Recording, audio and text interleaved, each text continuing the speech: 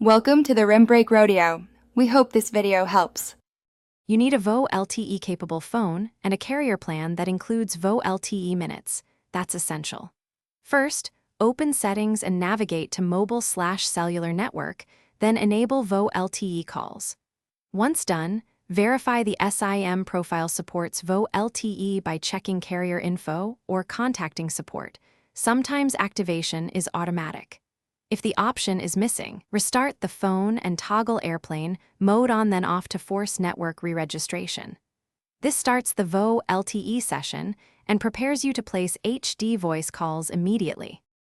Place calls using your phone's default dialer. You don't need a special app. When on LTE/4G, the device routes voice over LTE automatically. Make a short test call to confirm you see the VO LTE or HD icon. This indicates the network is handling voice via LTE rather than falling back to 3G. Once you confirm, continue normal calling.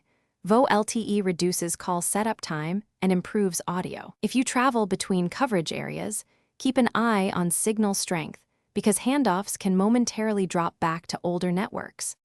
To finalize, make several real-world calls and use voicemail to ensure compatibility.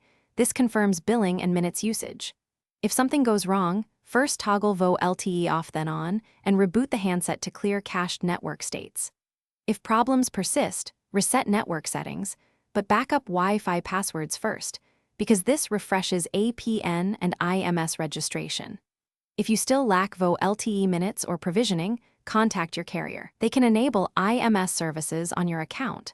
That single carrier fix usually resolves deeper provisioning issues. Thanks for watching. Consider subscribing if we helped you.